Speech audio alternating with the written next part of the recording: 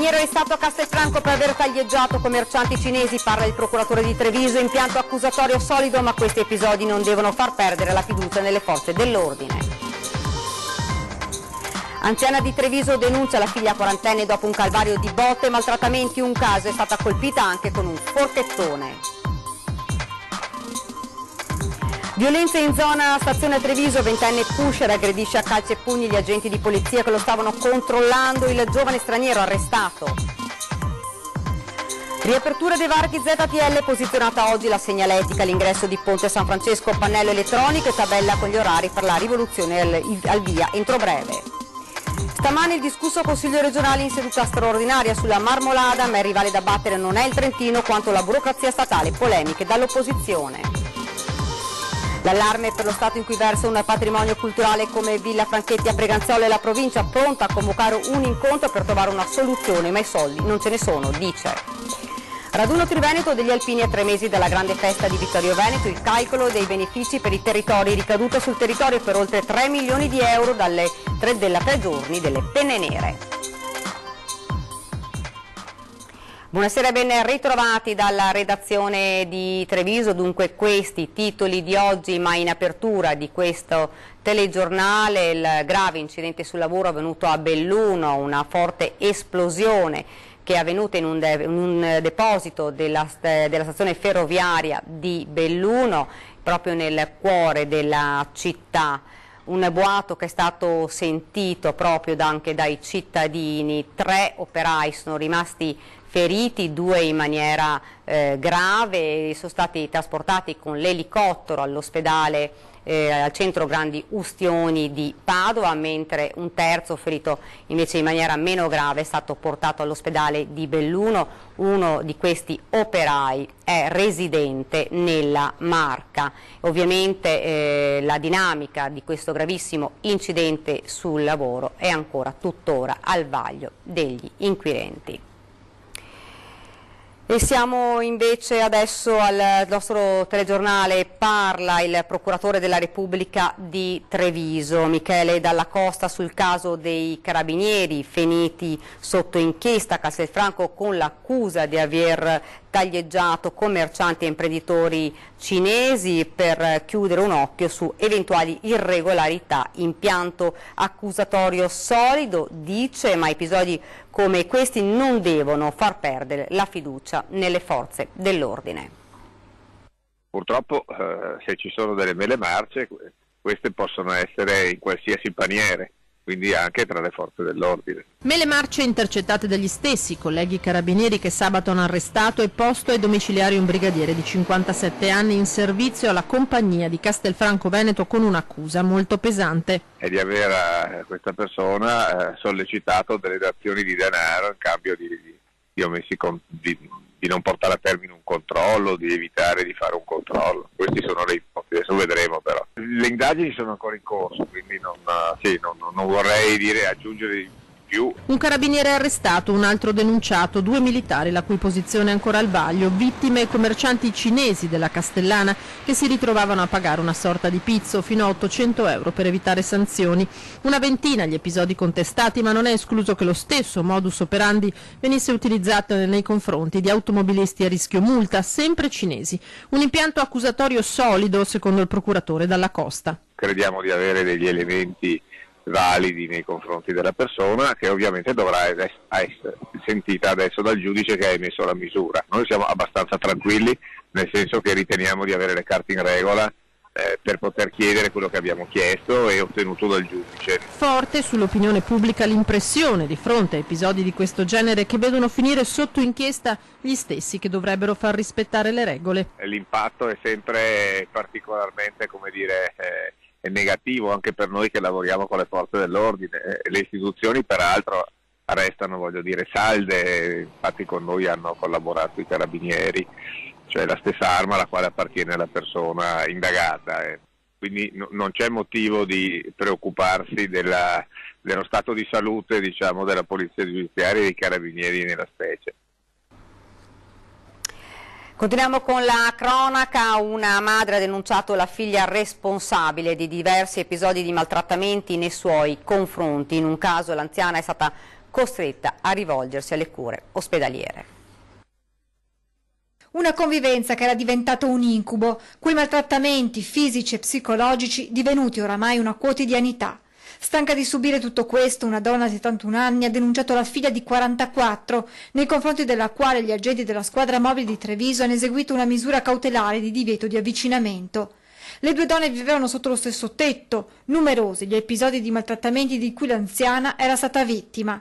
In un caso la donna era stata costretta a ricorrere alle cure del pronto soccorso dopo essere stata colpita dalla figlia con un forchettone da cucina. Nell'ultimo periodo poi la 71enne, per sfuggire alle improvvise esplosioni di violenza della figlia, aveva cercato rifugio per la notte da conoscente e amici. Alla fine l'anziana ha deciso di dire basta e si è rivolta alla polizia raccontando il suo inferno. Da qui il provvedimento di allontanamento che vieta alla 44enne di avvicinarsi alla madre, ma anche di contattarla solo telefonicamente. Calci e pugni contro gli agenti di polizia, ennesimo episodio di violenza in zona stazione, è stato arrestato per resistenza a pubblico ufficiale e detenzione di droga ai fini di spaccio un ventenne del Gambia che ieri sera poco prima della mezzanotte si era rifiutato di fornire le proprie generalità ai militari dell'esercito impegnati nell'operazione Strade Sicure nei pressi della stazione dei treni. I poliziotti chiamati dai militari hanno tentato di calmare il giovane che continuava ad inveire contro gli uomini dell'esercito. Gli agenti hanno identificato il ventenne e hanno scoperto che l'uomo risultava avere 2 rintracci per la notifica di 2 biglietti di invito per la questura e la prefettura di Padova e il permesso di soggiorno scaduto. Mentre i poliziotti stavano procedendo alla stesura del verbale, il giovane ha cominciato ad andare in escandescenze colpendo gli agenti con calci e pugni. Durante il controllo poi il ventenne ha lasciato cadere a terra 3 degli involucri contenenti marijuana. Da qui ovviamente l'arresto. Consiglio regionale riunito in seduta straordinaria sulla Marmolada questa mattina per rivendicare l'appartenenza anche al Veneto del ghiacciaio, ma il rivale da battere non è tanto il Trentino quanto la burocrazia statale. Una sfida al Trentino, ma soprattutto una sfida alla burocrazia che passa sopra territori e confini. Lanciata a 3.000 metri di quota dal Consiglio regionale riunito in sessione straordinaria al Museo della Grande Guerra di Punta Serauta, che approvando con 32 voti favorevoli sui 35 presenti la mozione che dà mandato alla Giunta di far rispettare la spartizione della Marmolada fissata dai 2 governatori nel 2002, respinge al mittente il provvedimento con cui nel maggio scorso l'Agenzia delle Entrate ha attribuito al Trentino l'intero ghiacciaio. Minacciano la nostra terra, minacciano i nostri confini senza rispettare ovviamente le volontà dei nostri comuni e della nostra regione. È ora di finirla con questo sistema dei burocrati che impongono le scelte da Roma, modificano i nostri confini senza chiedere a noi un parere. La querela dispiace, se si va a parlare fra gente di montagna l'accordo si trova. Quando si mettono in mano a dei burocrati decreti o sentenze, purtroppo la giustizia non ne esce mai, diciamo, limpida. Quindi è bene che la gente di montagna si parli per dirimere le questioni. Sventola a 3.000 metri il vessillo di San Marco, ma la riconquista della Marmolada non è ancora compiuta. Succederà intanto che attendiamo la sentenza sul ricorso che abbiamo fatto contro la presa di posizione di Canazei nel 2017 di sconoscere l'accordo 2002. E dall'altro ovviamente portare avanti questa sfida che vogliamo che non sia sempre meno una sfida giuridica da tribunali, che diventi un accordo come è stato fatto nel 2002 e bisogna metterci la parola fine su questa vicenda. Una rivendicazione di carattere innanzitutto storico, dice il sindaco di Rocca Pietore, ma in ballo c'è anche la costruzione di una seconda funivia che metterebbe a rischio il riconoscimento di patrimonio UNESCO per il territorio. Io credo che possiamo, come ha detto il Presidente Zaia, sederci a un tavolo e capire un attimo cosa vogliono fare loro e cosa non vogliamo che facciano noi, quindi il tavolo dovrebbe riuscire a mettere d'accordo le due parti in maniera che ne esca bene sia l'una che l'altra senza pestarci i piedi più di tanto. Credo che l'unica cosa sia metterci attorno a un tavolo con la provincia di Trento e il comune di Canazei. Le principali forze politiche di opposizione hanno disertato o la seduta o il voto, ritenendo che i problemi della montagna siano ben altri, che sulla Marmolada sia andato in scena un inutile teatrino. Chi Chi si è fermato alla stazione di partenza, chi proprio non si è presentato, chi ha partecipato astenendosi dal voto. La cosiddetta mozione Gidoni per rivendicare l'appartenenza anche al Veneto della Marmolada non ha convinto tutti, anzi Piero Ruzzante di Liberi Uguali è arrivato ai piedi della funivia. Non parteciperò a quella che appare come una sceneggiata. Basti citare il fatto che la Lega trentina è perché la Marmolada sia trentina, la Lega del Veneto è perché la Marmolada sia del Veneto. La realtà è una sola, i confini passano sulle cime, la Marmolada è Veneto perché Sottoguda è Veneto, perché Roccapietore è Veneto, perché questo lato della Marmolada è Veneto, quindi la trovo una sceneggiata. Come annunciato, il Movimento 5 Stelle ha partecipato a seduta e posa della corona d'alloro in memoria dei caduti, astenendosi però dal voto sulla mozione. Non abbiamo partecipato al voto perché riteniamo che questo strumento della mozione fatto così non sia lo strumento adatto. Bastava un provvedimento di giunta, però era giusto anche nel contempo esserci, soprattutto per ricordare i caduti a 100 anni dalla Grande Guerra. Torna a puntare il dito sul Consiglio Passerella, il Partito Democratico grande assente. Per i consiglieri Stefano Fracasso, Graziano Azzalini e Andrea Zanoni, quello votato è un documento inutile, per i bellunesi dicono non cambierà nulla. La politica risponda con i fatti e non con i teatrini, basta fiction. I democratici hanno disertato quindi la seduta attirandosi le critiche anche dei 5 Stelle. Comunque la presenza, vedere coi propri occhi serviva. Poi si poteva contestare lo strumento come abbiamo fatto noi, ma secondo me la presenza è importante.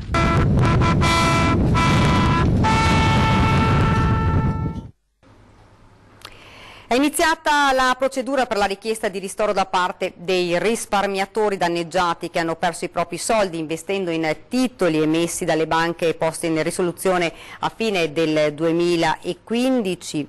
Lo rende noto la Consob, sul cui sito sono stati pubblicati in home page il modulo per fare la domanda. L'avvio della procedura è l'effetto dell'entrata in vigore di una norma contenuta nel decreto 1000 proroghe. Beneficiari sono i risparmiatori che hanno già presentato ricorso per le controversie finanziarie ACF e che abbiano ottenuto o otterranno entro il 30 di novembre una decisione a loro favorevole. Il rimborso è pari al 30% del danno liquidato dall'ACF con un tetto massimo di 100.000 euro.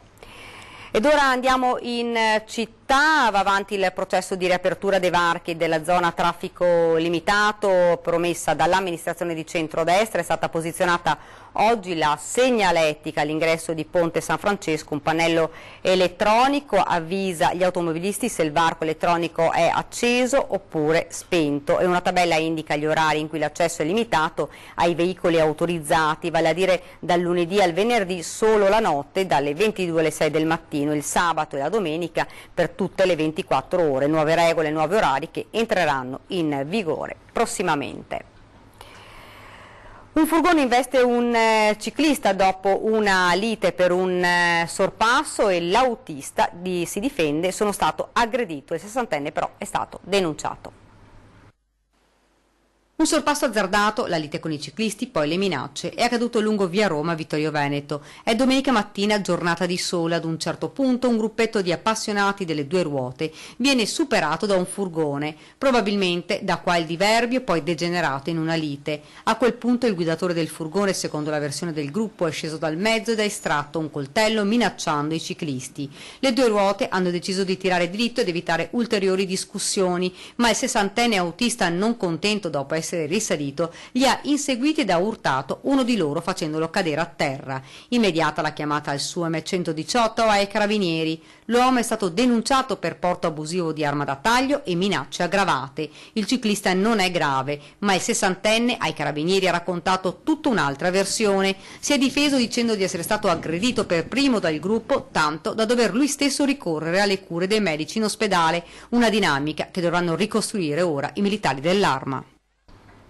Continuiamo con la cronaca. 22enne colpito da malore, salvato dai colleghi in fabbrica. È successo a Gagliarino, dove la giovane ha avvertito un malore improvviso e si è accasciato a terra colpito da un infarto. I suoi colleghi di lavoro, supportati anche dalla centrale operativa del SUEM 118, sono riusciti a rianimarlo e a salvarlo. L'episodio è avvenuto poco prima delle 9 presso l'azienda Cappellotto, dove il giovane lavora. Sul posto sono intervenuti gli infermieri del SUEM 118 che hanno stabilizzato il giovane, trasportandolo poi al pronto soccorso dell'ospedale Ca' Foncello, dove si trova ora ricoverato. Ed ora parliamo delle Olimpiadi invernali 2026, giorni decisivi per capire se ci sarà una candidatura italiana e in caso quale sarà. Intanto anche il mondo paraolimpico auspica che i giochi invernali vengano ospitati nel nostro paese. Milano-Cortina, Milano-Cortina-Torino oppure solo Torino. Le proposte di possibili combinazioni per ospitare le Olimpiadi 2026 si moltiplicano e così, se proprio oggi il ministro Danilo Toninelli ha proposto una candidatura unica, quella del capoluogo piemontese, il presidente del CONI Giovanni Malagò in un'intervista radiofonica dice di sperare ancora in una candidatura a 3 perché, ha spiegato, secondo me diventeremmo invincibili, molto forti. Il numero 1 del CONI ha poi ribadito che se il capoluogo piemontese dovesse restare sulla sua posizione di tirarsi indietro dal cartello composto anche da Milano e Cortina, prima di rinunciare del tutto, chiaro che c'è un'ipotesi comunque robusta, seria, autorevole. Dunque ancora tutto è possibile proprio nei giorni decisivi. Proprio questa settimana il sottosegretario alla Presidenza del Consiglio Giancarlo Giorgetti potrebbe convocare un ultimo tavolo a 3 per trovare un accordo in extremis. Intanto anche il mondo paralimpico guarda con profondo interesse alla decisione finale. Da uomo di sport e da italiano mi dispiace sempre vedere magari che si perdono le occasioni per portare avanti grandi progetti, poi che vada fatto con rigore, con estremo rigore, senza sprechi. Questo è un must che ci dobbiamo portare sempre presso con noi.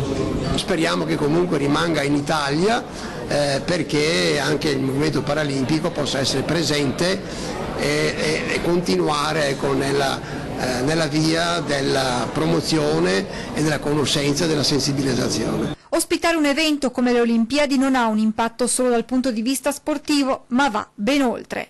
Candidare un paese a un grande evento, soprattutto quello olimpico, ma con esso quello paralimpico, significa avere la possibilità di innescare meccanismi virtuosi per cambiare non soltanto le realtà dei luoghi dove eventualmente queste grandi manifestazioni si svolgono, ma anche la cultura di un paese. Ed ora ci fermiamo un attimo per una piccola pausa pubblicitaria.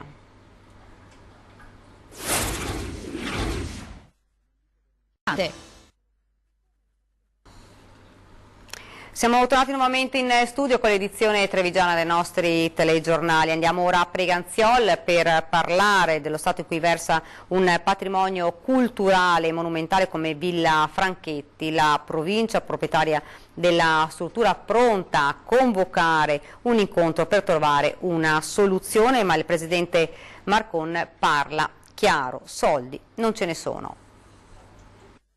Di fatto il sovrintendente ha messo nero su bianco quella che è una situazione che viene, non dico denunciata, ma sottolineata da tutta la comunità in senso lato ormai da molto tempo. Dopo la lettera inviata dal sindaco di Preganziola alla soprintendenza per denunciare la situazione in cui inversa parte del parco e alcune strutture di Villa Albrizzi Franchetti a San Trovaso, nei giorni scorsi è arrivata la risposta indirizzata al comune e alla provincia di Treviso, proprietaria della struttura.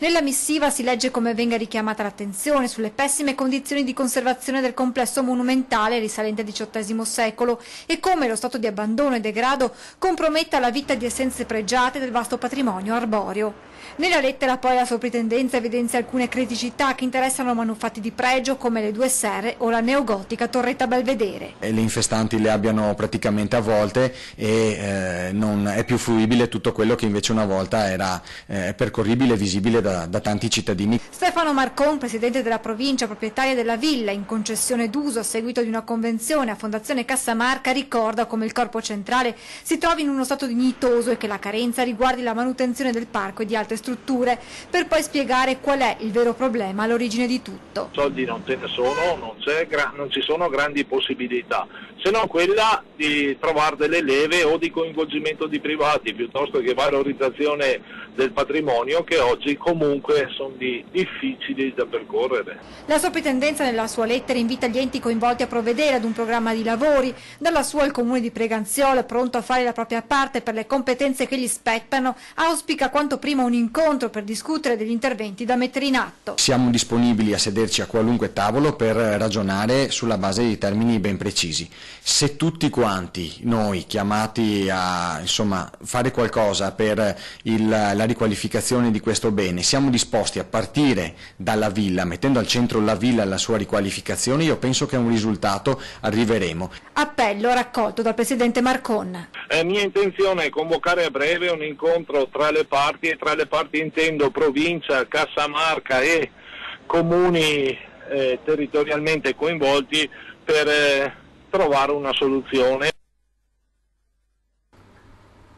Incarichi ritenuti dai giovani troppo duri e incaricati che vengono insultati alla Savno di Conegliano. A raccontare alcuni episodi davvero singolari il presidente della società ed ex sindaco di Follina, Giacomo De Luca. C'è qualcuno che non si degna forse di fare, o non si impegna a fare anche il camionista, che è una bella, anche l'operatore ecologico. Ce l'ha con i giovani che non hanno consistenza il presidente di Savno, e a giudicare da alcuni recenti episodi anche con cognizione di causa, visti i risultati con protagonisti dei ventenni. La storia è semplice, ci sono dei conducenti dei mezzi speciali della società che raccoglie rifiuti di mezza marca che vanno in pensione. La Savno va subito alla ricerca dei sostituti aprendo ai giovani. Dei 5 posti a tempo indeterminato, 3 vengono assegnate degli under 30 con questi risultati. 3 erano proprio giovani, uno bravissimo e che è ancora lì e che penso che farà strada, visto che penso di conoscere la materia. E gli altri 2, uno il giorno stesso che ha cominciato la mattina alle 4:30 si è presentato, a mezzogiorno ha detto non fa per me questo lavoro. Con patente, certificato di circolazione, tutto in regola, però ha detto non fa per me. L'altro è durato 10 giorni, dopo se n'è andato. Troppo pesante iniziare alle 4:30 anche se poi si finisce a mezzogiorno. Pare che la motivazione fosse legata alla impossibilità di condividere il tempo libero con gli amici, visto la particolarità del turno. Quello che fa pensare è il probabile investimento fatto dalle famiglie e al momento senza risultato. Per fare la patente C e CQC costa circa 6.000 euro il costo totale, quindi l'ha sopportato la famiglia perché da noi sono presentati con questi documenti. Una storia che dovrebbe insegnare ai giovani ma anche a chi li fa crescere. Partire da zero per fare il capo bravo, perché bisogna imparare tutta la filiera per diventare un buon capo, ma qualche volta ci vuole anche un po' di sacrificio. Non bisogna sempre che ci sia papà e mamma. Ma questa non è l'unica storia con protagonisti gli uomini della Savno.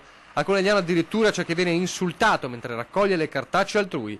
È il moderno spazzino con al posto della ramazza un carrello aspiratutto. Sento quante parole si prende, è vero che si prende tante parole. Guardi, delle volte arriva in ufficio il pomeriggio per finire verso le 3:30, dalle 3:30 d'estate alle 4:30 d'inverno, demoralizzato perché tutti gli dicono su, perché lui certamente fa anche rilevare a qualcuno, va perché la butti via, metti nel cestino e tutti gli dicono ma cosa servi tu, devi tutto quanto. Quindi guardate. Un po' di maleducazione insomma. Io direi che qualche volta bisogna rispettare anche il lavoro degli altri, anche il più umile va rispettato in ogni caso quando si lavora. Raduno Triveneto degli Alpini, il bilancio della grande festa delle penne nere che si è svolta a Vittorio Veneto dal 15 al 17 giugno, si è chiuso con cifre da record, la ricaduta sul territorio ammonta ad oltre 3 milioni di euro.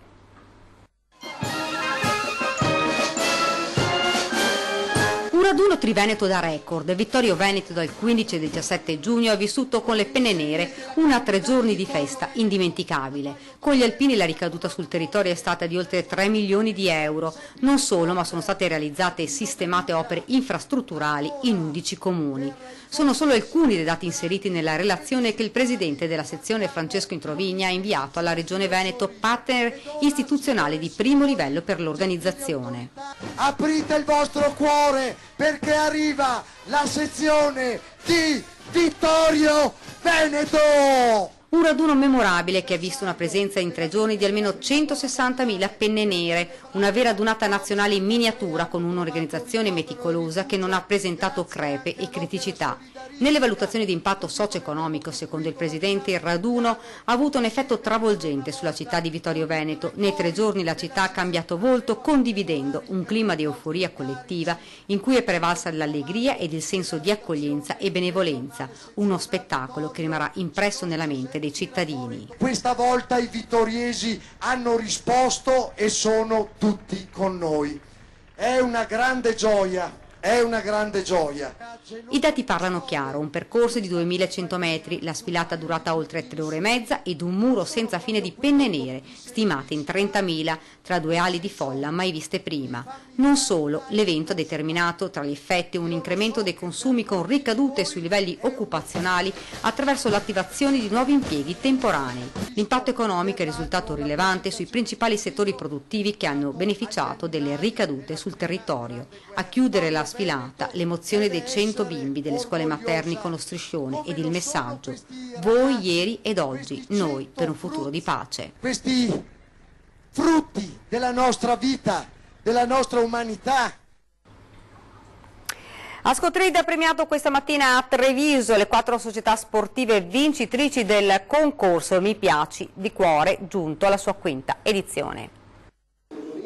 Sostenere lo sport paraolimpico è questo l'obiettivo del concorso Mi Piaci di Cuore promosso da Ascotrade in collaborazione con CONI e CIP Veneto. 18 le società sportive che hanno partecipato, ognuna ha presentato un progetto da finanziare. Poi a votare è stata una giuria tecnica e gli utenti di Facebook. 6.000 i voti ottenuti con il social, un'occasione questa che ormai è diventata anche un appuntamento importante per poter parlare dello sport e della disabilità. Siamo alla 5ª edizione di Mi Piace di Cuore, 5 anni intensi, molti progetti ormai realizzati, più di 16 progetti realizzati nel Veneto, quindi siamo soddisfatti e orgogliosi di quello che stiamo facendo. Sono sempre di più le società che si iscrivono, che cercano di realizzare progetti che poi la nostra commissione formata dal CONI e dal CIP Veneto approvano di anno in anno.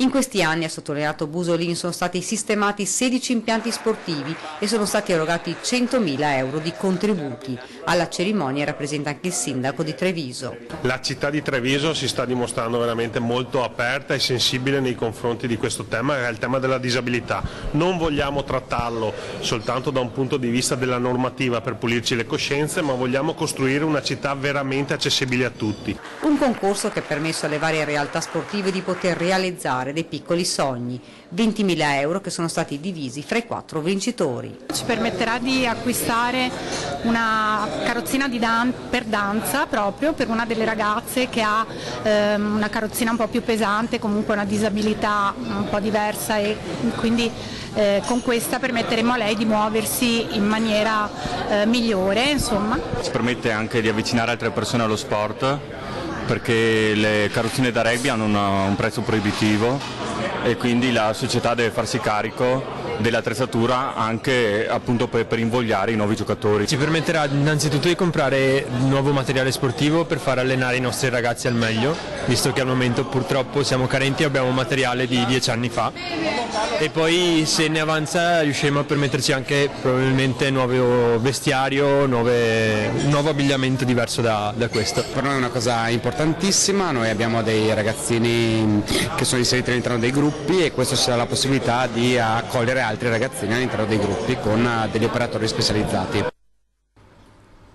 Siamo in chiusura, vi ricordo fra pochi minuti, 20:10, si parlerà di violenza di genere insieme all'assessore regionale a sociale Emanuela Lanzarin e Federica della Libera, consigliera di Farmacie Unite. Subito dopo la trasmissione invece alle 21:15 Ring, su Antenna 3 ovviamente. Il titolo Salvini, obiettivi campi nomadi zero con il decreto sicurezza e la legittima difesa, ne parliamo proprio questa sera dopo il massacro di una coppia rapinata in una villa a Chieti, poi si parlerà ovviamente anche dei temi economici della battaglia del Veneto per la marmolada. In studio ospiti ci saranno Patrizia Bisinella di Fare, l'onorevole Roger De Menec del PD, Gian Antonio Darè della Lega e l'avvocato Luigi Fadalti. E questa era l'ultima notizia, vi lascio alle previsioni del tempo, grazie per averci seguito, buona serata.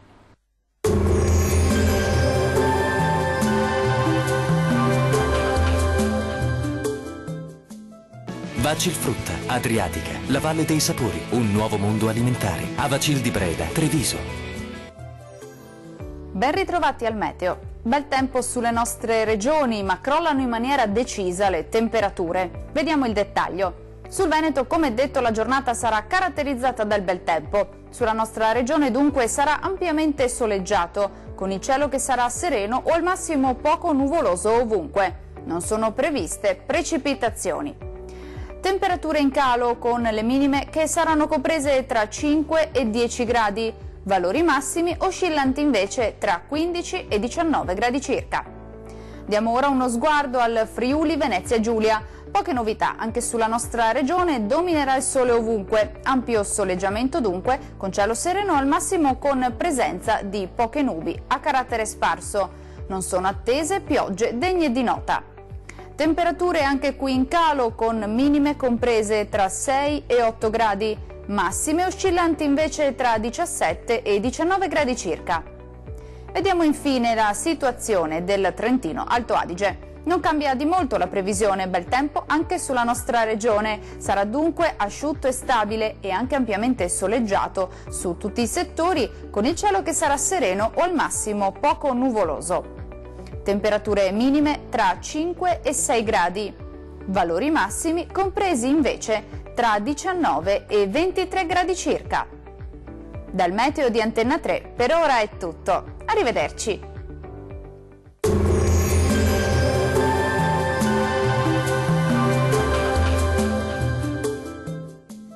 Vacil Frutta, Adriatica, la Valle dei Sapori, un nuovo mondo alimentare. Avacil di Breda, Treviso.